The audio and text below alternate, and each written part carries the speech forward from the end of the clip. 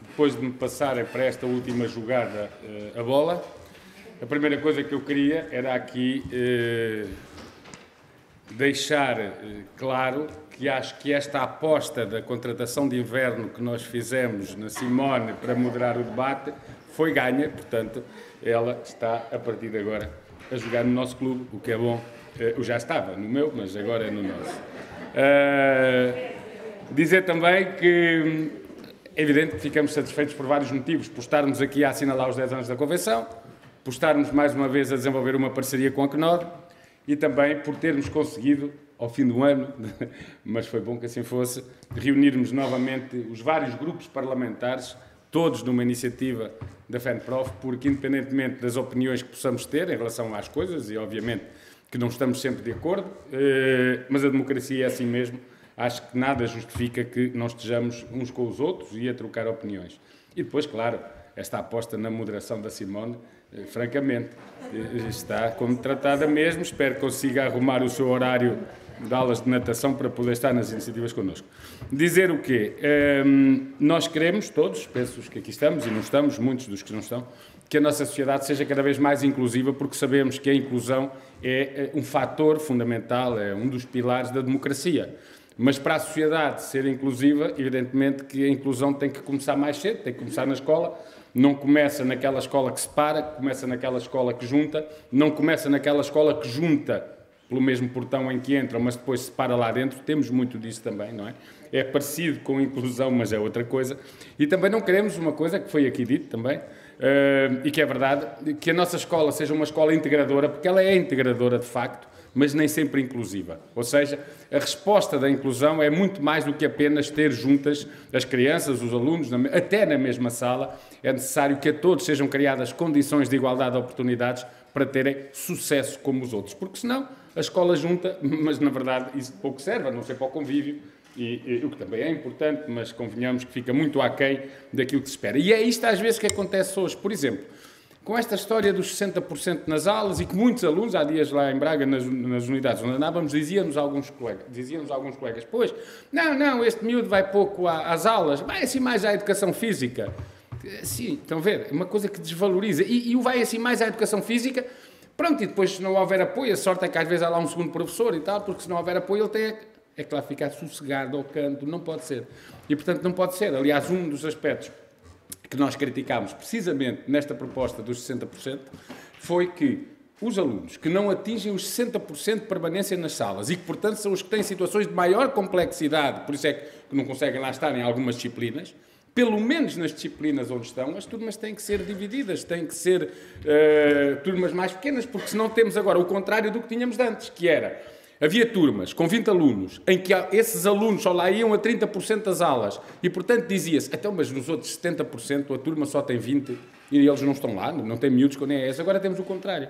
É que as turmas não reduzem e quando esses miúdos lá estão com grandes problemas, dificuldades, complexidade na sua situação, a turma ainda aumenta, porque quando eles não estão, são 28, quando eles chegam, passam a 30, e como é evidente, não é possível trabalhar assim, e as turmas aí tem que haver uma medida qualquer.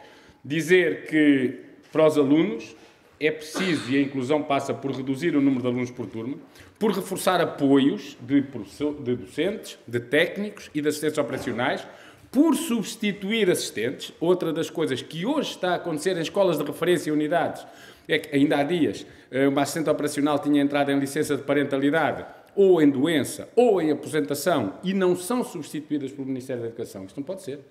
Nós estivemos numa escola de referência de surdos em que a intérprete tinha entrado em licença de parentalidade e a turma dos meninos surdos não tinha intérprete. Ora, como é evidente... é um bocado difícil, não é? Portanto, essa substituição não está a ser feita este ano e tem que ser feita.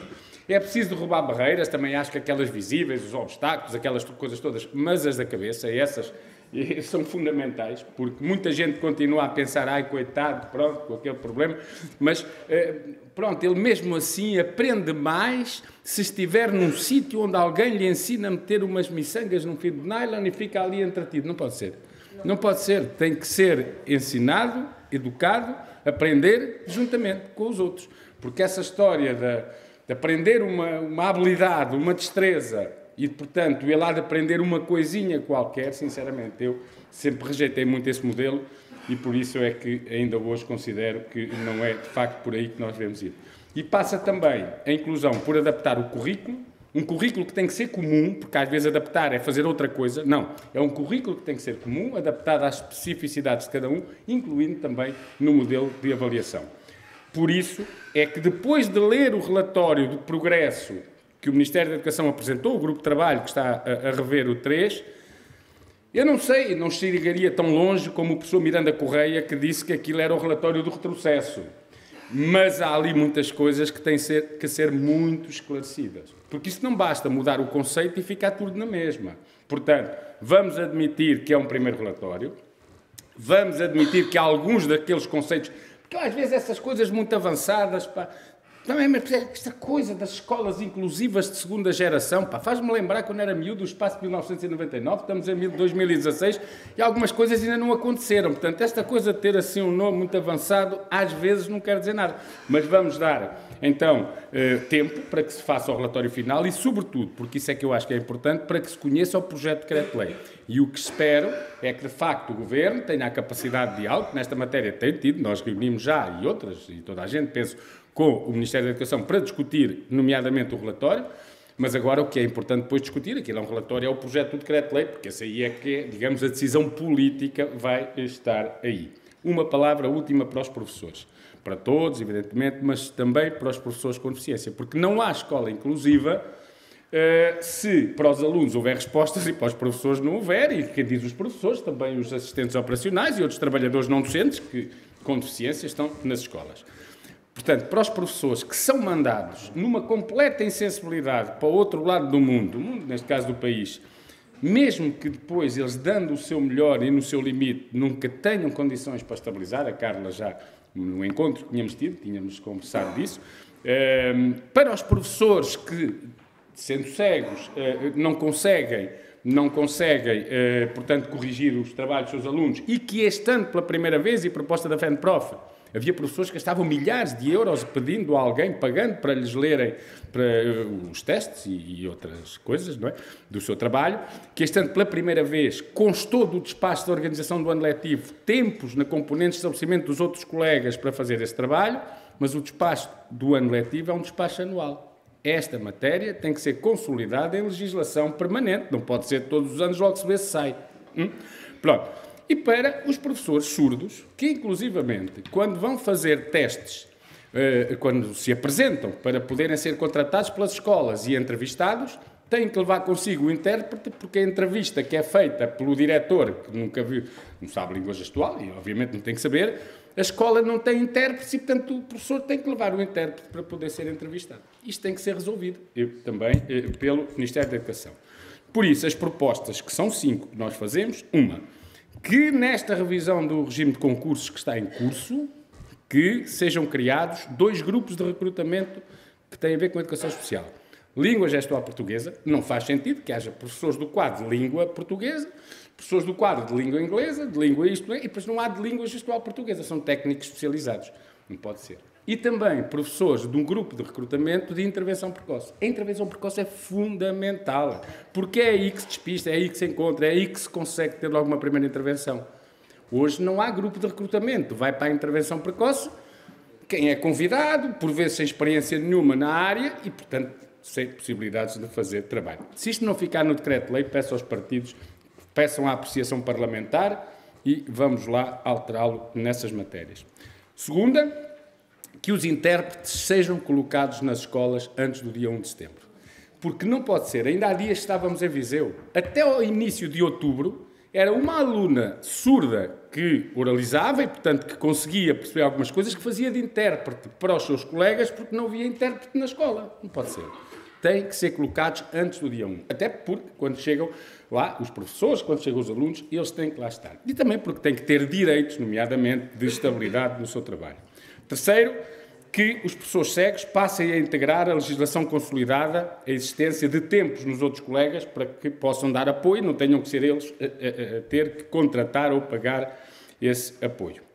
Quarta, que todos os professores, todos, não são os de educação especial, todos os professores tenham até a obrigação, no âmbito da sua formação contínua, os que já estão no exercício e na formação inicial dos outros, a formação para trabalhar com alunos nas suas turmas, alunos com deficiência. E quinta questão, a questão que a Carla colocou. Porque o problema da Carla não foi só o problema dela estar longe e, portanto, ser contratada e não poder ser deslocada. O problema da Carla é pior que isso. É um problema de precariedade. Porque a Carla está no seu 11º ano de serviço.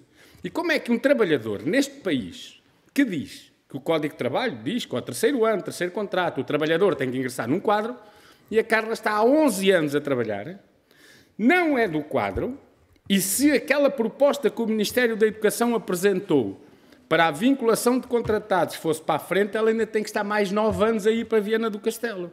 Não é? Porque aquilo é só a partir dos 20 anos que se entra no quadro, quer dizer que com 11 não se é precário.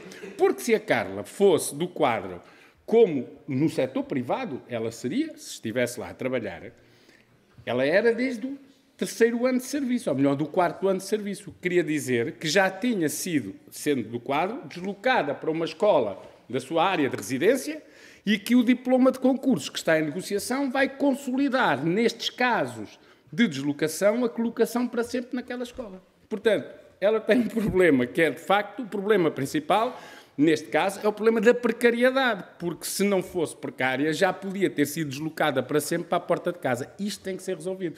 E, portanto, eu acho que esta questão que está aqui em cima da mesa, e bem, o Governo tem anunciado medidas de combate à precariedade, ainda há dias o Sr. Primeiro-Ministro, ali na Assembleia da República, se identificava com este combate, dizendo que não faz sentido que haja mais de 10% de professores precários, devia haver uma bolsa com 10% são cerca de 10 mil. Nós temos 22 mil neste momento colocados.